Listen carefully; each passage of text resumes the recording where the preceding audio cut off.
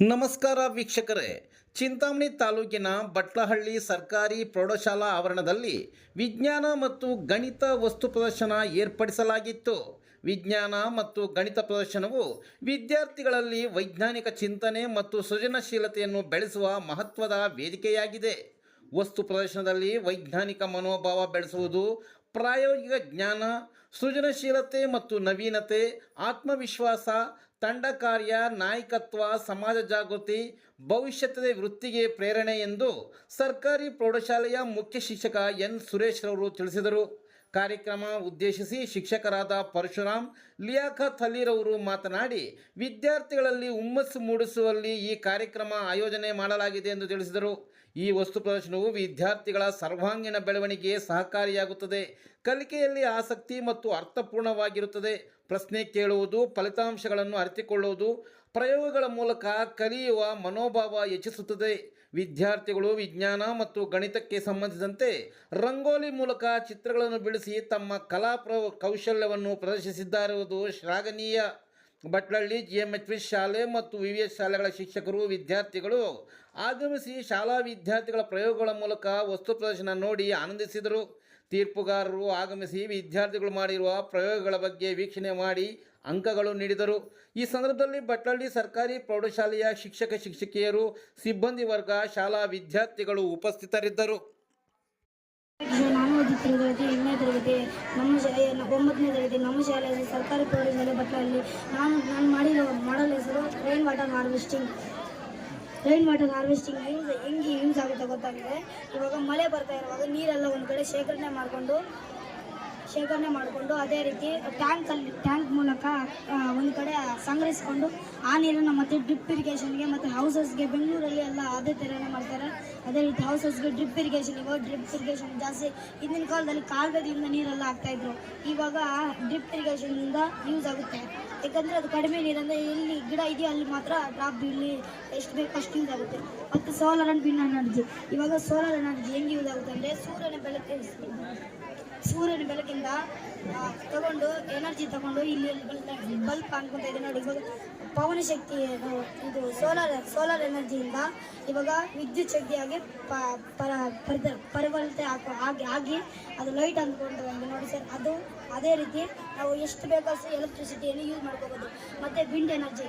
ಇವಾಗ wind energy ಹೆಂಗಾಗುತ್ತಂದರೆ, ಇವಾಗ wind energy ಇದು ಫ್ಯಾನ್ ಇದೆ ನೋಡಿ, ಎಕ್ಸಿಟ್ ಫ್ಯಾನ್ ಇರುತ್ತಲ್ಲ ಸರ್, ಊರುಗಳಲ್ಲಿ ಇದು ಆಂಧ್ರ ಪ್ರದೇಶ, ತೆಲಂಗಾಣ, ತಮಿಳುನಾಡು ಅಲ್ಲೆಲ್ಲ ಎಕ್ಸಿಟ್ ಫ್ಯಾನ್ ಇದು ಪವನ ಶಕ್ತಿ ಇರುತ್ತೆ. ಪವನ ಶಕ್ತಿ ಹೆಂಗೆ ವರ್ಕ್ ಆಗುತ್ತೆ ಅಂದರೆ, ಇವಾಗ ಇದು ತಿರುಗೋ ಫೋರ್ಸ್ಗೆ ಕೆಳಗಡೆ D C current, A C current ಇರುತ್ತೆ. ಆ ಡಿ ಸಿ ಕರೆಂಟಿಂದ ಎ ಸಿ ಕರೆಂಟಿಗೆ ಕನ್ವರ್ಟ್ ಆಗಿ ಎಷ್ಟು ಬೇಕಾದಷ್ಟು ಸಿಟಿಗೆ ಅಷ್ಟು ಎಲೆಕ್ಟ್ರಿಸಿಟಿಯನ್ನು ಪವರನ್ನು ಜನರೇಟ್ ಮಾಡುತ್ತೆ. ಅದೇ ರೀತಿ ಇವಾಗ ಟ್ರಾಫಿಕ್ ಸಿಗ್ನಲ್ಸ್ ಇವಾಗ ಹೆಂಗೆ ವರ್ಕ್ ಆಗುತ್ತೆ ಅಂದರೆ, ಇವಾಗ ರೆಡ್ ಇದೆ ಅಂದರೆ ಇವಾಗ ಟ್ರಕ್ ಏನಾದರೂ ಹೋಗ್ತಾ ಇರುತ್ತೆ. ಟ್ರಕ್ ಹೋಗಬೇಕಾದ್ರೆ ಆಗಡಿಂದ ಯಾರಾದರೂ ಜನರು ಏನಾದರೂ ಬರ್ತಾ ಇರುತ್ತೆ, ಆವಾಗ ಸ್ಟಾಪ್ ಮಾಡಬೇಕು. ಎಲ್ಲ ಬರ್ತಾ ಇದ್ದರೆ ಅವಾಗ ಸ್ವಲ್ಪ ರೆಡಿಯಾಗಿ ಮೂವ್ ಆಗೋ ಸಮಯಕ್ಕೆ ಹಿಂದೆಯಿಂದ ಯಾರಾದರೂ ಬರ್ತಾ ಇದ್ರೆ ನೋಡಿಕೊಂಡು ಎಲ್ಲ ಚೆನ್ನಾಗಿ ಹೋಗಬೇಕು. ಜಿಬ್ರಾ ಕ್ರಾಸಿಂಗಲ್ಲಿ ಯಾರಾದರೂ ಬರ್ತಾ ಇದ್ರೆ ಹೋಗ್ತಾ ಇದ್ರೆ ನೋಡಿಕೊಂಡು ಹೋಗಬೇಕು. ಗ್ರೀನ್ ಇದ್ರೆ ಹೋಗ್ತಾ ಇರಬೇಕು. ಯಾಕಂದರೆ ಇನ್ನೊಂದು ಕಡೆ ಇರೋರು ಬರ್ತಾ ಇರ್ತಾರಲ್ಲ, ಅದಕ್ಕೆ. Thank you sir.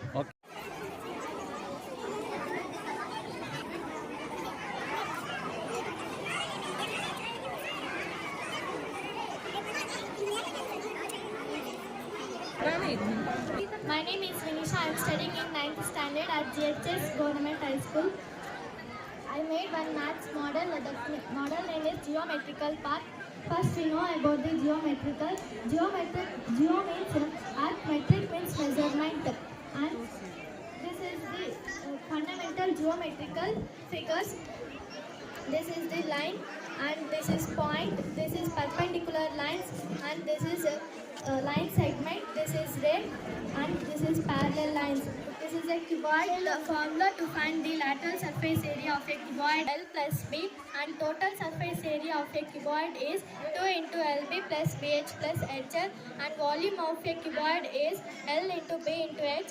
And this is the types of shapes. In shapes there are so many shapes. For example, square, rectangle, circle, triangle, rhombus, and parallelogram. This is types of triangles. In types of triangles, scaling triangle, isosceles triangle, equilateral triangle, and acute triangle, obtuse triangle, and right angle triangle. Types of angles. In types of angles, right angle, acute angle, obtuse angle, full angle, and reflex angle. And this is a cone. The formula to find the curved surface area of a cone is pi r l, and total surface area of a cone is pi r into r plus l.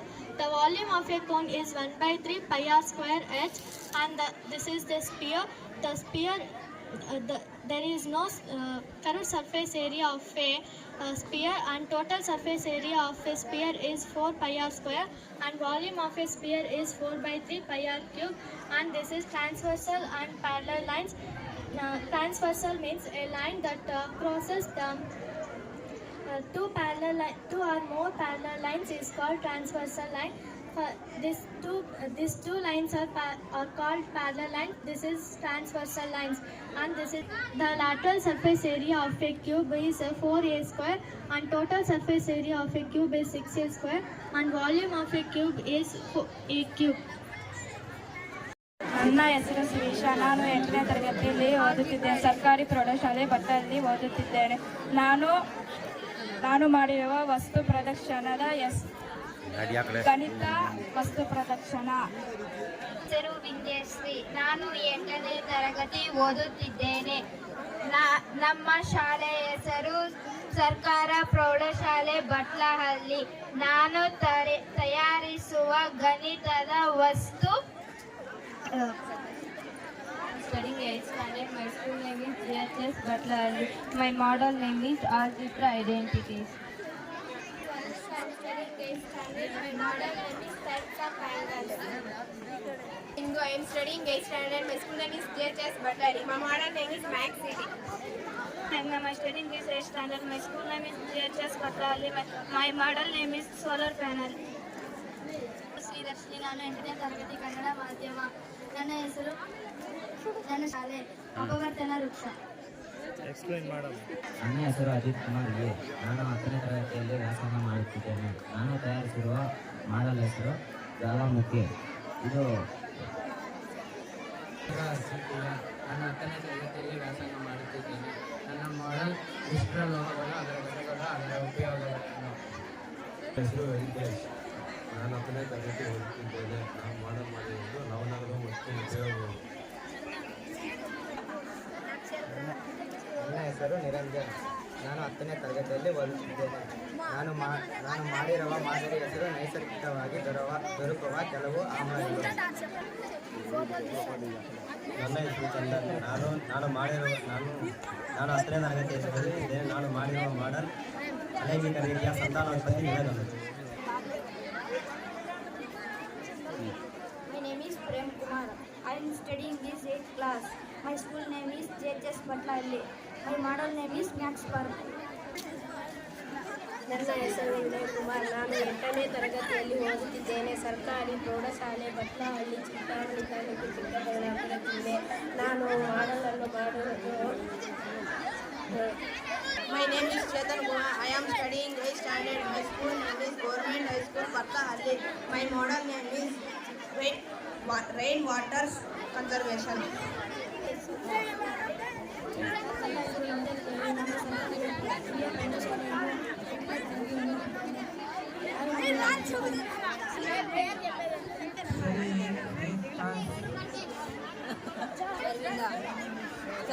ಸರ್ಕಾರಿ ಪ್ರೌಢಶಾಲೆ ಭಟ್ಲಹಳ್ಳಿ.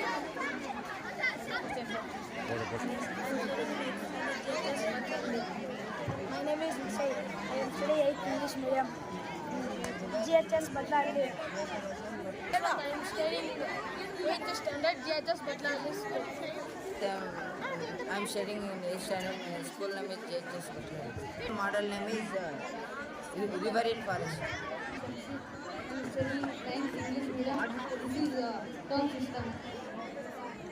ಹೆಸರು ಯಶವಂತ್. 9ನೇ ತರಗತಿಯಲ್ಲಿ ಓದುತ್ತಿದ್ದೇನೆ. ನಾನು GMS ಭಟ್ಲಹಳ್ಳಿ ಶಾಲೆಯಲ್ಲಿ ಓದುತ್ತಿದ್ದೇನೆ. ಇದರ ಹೆಸರು ಮಾನವನ ಶ್ವಾಸಕೋಶವಾಗಿದೆ. ಇದು ಸ್ರವಿಸುವ ಗ್ರಂಥಿಗಳು. ನಮ್ಮ ದೇಹದಲ್ಲಿ 6 ರೀತಿಯ ಗ್ರಂಥಿಗಳು ಕಂಡುಬರುತ್ತದೆ. ಒಂದನೇದಾಗಿ ಚಕ್ಕರ್ಬೋರ್ಡ್ನ ಸಹಾಯದಿಂದ ದುಂಡಾದ ಹಸಿರು ಬೀಜಗಳು ಮತ್ತು ಸುಕ್ಕಾದ ಹಳದಿ ಬೀಜಗಳು ನಡುವಿನ ದೇಶೀಕರಣ ಪ್ರಯೋಗವನ್ನು ತೋರಿಸಿ.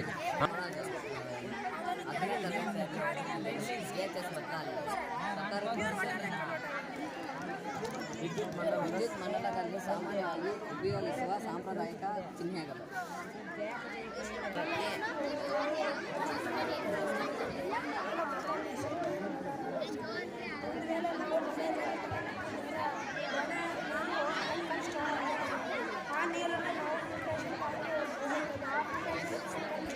ಒಂಬತ್ತನೇ ತರಗತಿಯಲ್ಲಿ ಓದುತ್ತಿದ್ದೇನೆ. ನಾನು ಸರ್ಕಾರಿ ಪ್ರೌಢಶಾಲೆ ಬಟ್ಟಲಹಳ್ಳಿ ಹೈಸ್ಕೂಲ್ನಿಂದ. Vivekanand. I am studying 9th standard at Government High School, Batlahalli. My model name is Sustainable Development. ನಾನು 9ನೇ ತರಗತಿಯಲ್ಲಿ ವ್ಯಾಸಂಗ ಮಾಡುತ್ತಿದ್ದೇನೆ. ನಮ್ಮ ಶಾಲೆಯ ಹೆಸರು ಸರ್ಕಾರಿ ಪ್ರೌಢಶಾಲೆ ಬಟ್ಲಹಳ್ಳಿ ಹೈಸ್ಕೂಲ್. ನಾನು ಮಾಡಿರುವ ಮಾದರಿಯ ಹೆಸರೇನೆಂದರೆ ಮೂತ್ರಕೋಶಗಳು ಹಾಗೂ ಮೂತ್ರನಾಳಗಳು. ಎಲ್ಲರಿಗೂ ಶುಭ ಸಂಜೆ. ಈ ದಿನ ನಮ್ಮ ಶಾಲೆಯಲ್ಲಿ ಗಣಿತ ಹಾಗೂ ವಿಜ್ಞಾನ ವಸ್ತು ಪ್ರದರ್ಶನವನ್ನು ಆಯೋಜಿಸಲಾಗಿದ್ದು, ಈ ಒಂದು ಕಾರ್ಯಕ್ರಮಕ್ಕೆ ನಮ್ಮ ಶಾಲೆಯ ಆಯೋಜಿಸಿರುವ ಒಂದು ಮುಖ್ಯ ಉದ್ದೇಶ ಅಂದರೆ ಮಕ್ಕಳಲ್ಲಿ ವೈಜ್ಞಾನಿಕ ಚಿಂತನೆ ಹಾಗೂ ನಾಯಕತ್ವ, ಮುಂದಾಳತ್ವ, ಅದೇ ರೀತಿಯಾಗಿ ಸೃಜನಶೀಲತೆ, ಪ್ರಶ್ನೆ ಮಾಡುವುದು, ಕಾರಣ ಮತ್ತು ಪ್ರಾಯೋಗಿಕ ಜ್ಞಾನ ಬೆಳೆಯುವ ಒಂದು ವೈಜ್ಞಾನಿಕ ವೇದಿಕೆಯಾಗಿದ್ದು, ಈ ಒಂದು ವೇದಿಕೆಗೆ ಮಕ್ಕಳು ತುಂಬ ಅಚ್ಚುಕಟ್ಟಾಗಿ ವಿಜ್ಞಾನ ಹಾಗೂ ಗಣಿತ ಮಾಡೆಲ್ಸನ್ನು ಮಾಡಿದ್ದಾರೆ. ಅವರಿಗೆ ನನ್ನ ಪರವಾಗಿ ತುಂಬ ಧನ್ಯವಾದಗಳನ್ನು ತಿಳಿಸ್ತಾ ಇದ್ದೀನಿ. ಉದ್ದೇಶ ಅಂದರೆ ಮಕ್ಕಳಲ್ಲಿ ಒಳ್ಳೆಯ ವೈಜ್ಞಾನಿಕ ಗುಣ ಹಾಗೂ ಚಿಂತನೆ ಮೂಡಿ ಬರಲಿ, ಸೃಜನಶೀಲತೆ ಮೂಡಿ ಬರಲಿಕ್ಕೋಸ್ಕರ ಈ ರೀತಿ ಒಂದು ಕಾರ್ಯಕ್ರಮವನ್ನು ಹಮ್ಮಿಕೊಳ್ಳಲಾಗಿದೆ. ಸೊ ಎಲ್ಲರಿಗೂ ಧನ್ಯವಾದಗಳು. ಇಂದು ಸರ್ಕಾರಿ ಪ್ರೌಢಶಾಲೆ ಬಟ್ಲಹಳ್ಳಿ ಈ ಶಾಲೆಯಲ್ಲಿ ಗಣಿತ ಮತ್ತು ವಿಜ್ಞಾನ ವಸ್ತು ಪ್ರದರ್ಶನ ಏರ್ಪಡಿಸಲಾಗಿದೆ. ಈ ಪ್ರದರ್ಶನಕ್ಕೆ ವಿದ್ಯಾರ್ಥಿಗಳು ಹೆಚ್ಚಿನ ಸಂಖ್ಯೆಯಲ್ಲಿ ಭಾಗವಹಿಸಿ ಉತ್ತಮವಾದ ಮಾದರಿಗಳನ್ನು, ವರ್ಕಿಂಗ್ ಮಾಡೆಲ್ಸ್ಗಳನ್ನು ಮಾಡಿದ್ದಾರೆ.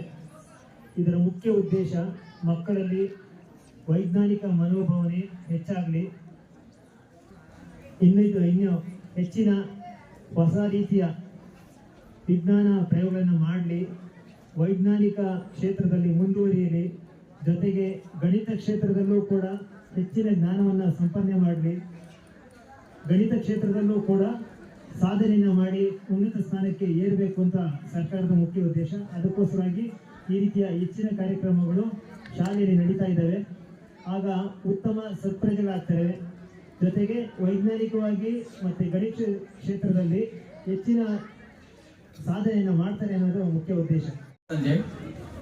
ಈ ದಿನ ನಮ್ಮ ಶಾಲೆಯಲ್ಲಿ ಗಣಿತ ಮತ್ತು ವಿಜ್ಞಾನ ವಸ್ತು ಪ್ರದರ್ಶನ ಕಾರ್ಯಕ್ರಮವನ್ನು ಹಮ್ಮಿಕೊಳ್ಳಲಾಗಿದೆ.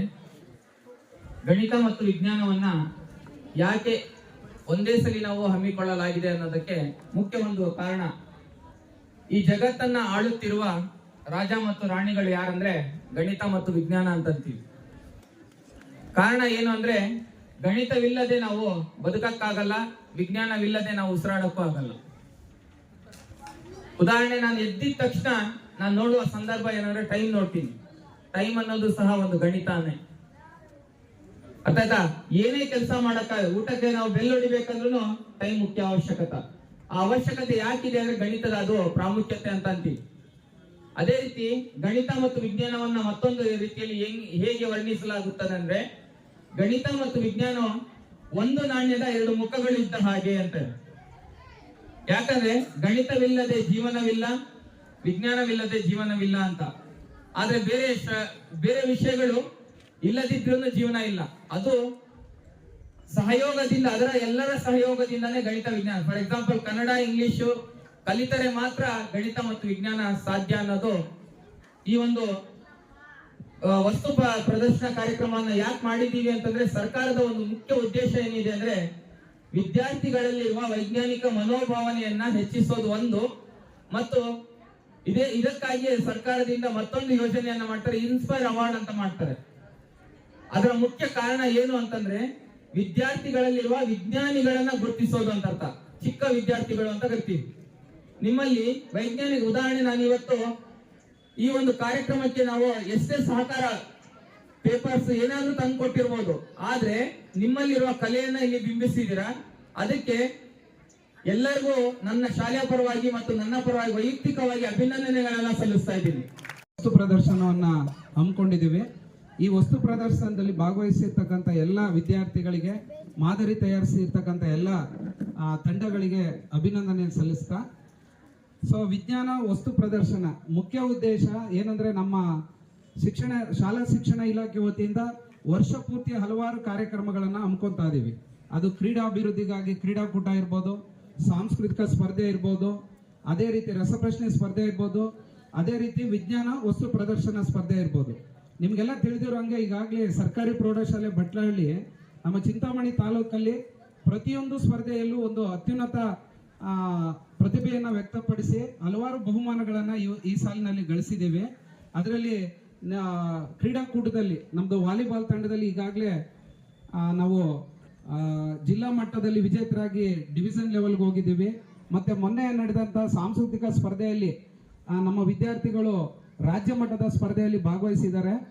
ವಿಜ್ಞಾನ ವಸ್ತು ಪ್ರದರ್ಶನದಲ್ಲಿ ಕೂಡ ಅನೇಕ ಪ್ರತಿಭೆಗಳು ಹೊರಹೊಮ್ಮಲಿ ಅಂತೇಳಿ ಈ ಕಾರ್ಯಕ್ರಮ ಹಮ್ಮಿಕೊಂಡಿದ್ದೀವಿ. ನಿಮ್ಗೆಲ್ಲ ಗೊತ್ತಿರೋಂಗೆ ಗ್ರಾಮೀಣ ಭಾಗದಲ್ಲಿ ವಿದ್ಯಾಭ್ಯಾಸ ಮಾಡ್ತಿರೋ ನಮಗೆ ಕಠಿಣವಾದ ಸಬ್ಜೆಕ್ಟ್ ಅಂದ್ರೆ ಗಣಿತ ಮತ್ತು ವಿಜ್ಞಾನ. ಆ ಸಬ್ಜೆಕ್ಟ್ ಏನು ಕಠಿಣ ಅಲ್ಲ, ಬಟ್ ನಾವು ವಿದ್ಯಾಭ್ಯಾಸ ಮಾಡೋದ್ರಿಂದ, ನಾವು ಗ್ರಾಮೀಣ ಭಾಗದಿಂದ ಬಂದಿರೋದ್ರಿಂದ ಅಲ್ಲಿ ಕೆಲವೊಂದು ಈಕ್ವೇಶನ್ಸ್ ಬರುತ್ತೆ, ಕೆಲವು ವರ್ಡ್ಸ್ ಹೊಸದು ಅನ್ಸುತ್ತೆ. ಯಾವುದೇ ಫಲಿತಾಂಶ SSLC ಫಲಿತಾಂಶ ತಗೊಂಡಾಗ ನಮ್ಗೆ ಕಠಿಣ ಆಗುವಂಥದ್ದು ಯಾವುದಪ್ಪ ರಿಸಲ್ಟ್ಗೆ ಅಂದ್ರೆ ವಿಜ್ಞಾನ ಮತ್ತು ಗಣಿತ. ಅದಕ್ಕೆ ನಾವೆಲ್ಲ ಶಿಕ್ಷಕರು ನಾವೆಲ್ಲ ಪೂರ್ವಭಾವಿ ಸಭೆ ಮಾಡಿ ಮಕ್ಕಳಿಗೆ ಸುಲಭವಾಗಿ ಹೇಗೆ ಅರ್ಥ ಮಾಡಿಸ್ಬೋದು, ಜೊತೆಗೆ ಆ ಸಬ್ಜೆಕ್ಟ್ ಬಗ್ಗೆ ಆಸಕ್ತಿ ಹೇಗೆ ಬೆಳೆಸ್ಬೋದು ಅನ್ನೋದೇ ಪ್ರತಿ ವರ್ಷ ನಾವೇನ್ ಮಾಡ್ತಾ ಇದೀವಿ ಅಂದ್ರೆ ಗಣಿತ ಮತ್ತು ವಿಜ್ಞಾನ ವಸ್ತು ಪ್ರದರ್ಶನವನ್ನ ಏರ್ಪಡಿಸ್ತಾ ಇದೀವಿ. ಈ ವಸ್ತು ಪ್ರದರ್ಶನದಲ್ಲಿ ವಿದ್ಯಾರ್ಥಿಗಳೇ ಮಾದರಿಗಳನ್ನ ತಯಾರಿಸಿ, ಆ ಮಾದರಿಗಳು ಹೇಗಿರ್ಬೇಕಂದ್ರೆ ಸರಳವಾಗಿರ್ಬೇಕು, ಅರ್ಥವಾಗಿರ್ಬೇಕು, ಜೊತೆಗೆ ಅದು ಪರೀಕ್ಷೆಯ ದೃಷ್ಟಿಯಿಂದ ಉಪಯೋಗ ಇರಬೇಕು. ಈ ರೀತಿ ಮಾದರಿಗಳನ್ನ ಹಂಚಿಕೆ ಮಾಡಿ ಅವ್ರಿಗೆ ಸಮಯ ಕೊಟ್ಟು ಅವ್ರಿಗೆ ಪ್ರದರ್ಶನ ಮಾಡಲಿಕ್ಕೆ ಒಂದು ವೇದಿಕೆಯನ್ನ ಕೊಡ್ಲಿಕ್ಕೆ ನಾವು ಪ್ರತಿ ವರ್ಷ ಮಾಡ್ತಾ ಇದೀವಿ. ಜೊತೆಗೆ ಇನ್ನೊಂದು ವಿಶೇಷ ಏನಂದ್ರೆ ರಂಗೋಲಿ ಸ್ಪರ್ಧೆ. ಯಾವುದು ನಾವು ವಿಜ್ಞಾನ ವಿಷಯದಲ್ಲಿ SSLC ಮಕ್ಕಳಿಗೆ ಬಹುಮುಖ್ಯವಾಗಿ ಬರ್ತಕ್ಕಂಥ ವಿಜ್ಞಾನ ಚಿತ್ರಗಳನ್ನ ರಂಗೋಲಿ ಮೂಲಕ ತುಂಬಾ ಅದ್ಭುತವಾಗಿ, ಅರ್ಥಪೂರ್ಣವಾಗಿ ಮತ್ತು ಕಲರ್ಫುಲ್ ಆಗಿ ಬಿಡಿಸಿದ್ದಾರೆ. ಅದು ನೋಡೋದ್ರಿಂದ, ಅದನ್ನ ವಿದ್ಯಾರ್ಥಿಗಳೇ ಅದನ್ನ ವಿವರಣೆ ಮಾಡೋದ್ರಿಂದ ಕಲಿಕೆಯಲ್ಲಿ ಆಸಕ್ತಿ ಬೆಳೆಯೋದ್ರ ಜೊತೆಗೆ ನೆನಪಿನ ಶಕ್ತಿ ಕೂಡ ಏನಾಗುತ್ತೆ, ಹೆಚ್ಚಾಗ್ತದೆ. ಲಾಸ್ಟ್ ಇಯರ್ ಕಳೆದ ವರ್ಷ ಕೂಡ ನಾವು ಇವೆಲ್ಲ ಕಾರ್ಯಕ್ರಮ ಮಾಡಿರೋದಕ್ಕೆ ನಮ್ಗೆ ಯಾವ ಸಬ್ಜೆಕ್ಟ್ ವಿಜ್ಞಾನ ಕಠಿಣ ಅಂತಿದ್ವೋ, ನಮ್ಮ SSLC ಫಲಿತಾಂಶದಲ್ಲಿ ವಿಜ್ಞಾನನೇ ಟಾಪ್ ಬಂದಿದೆ. 92% ಸೈನ್ಸ್ ಅಲ್ಲಿ.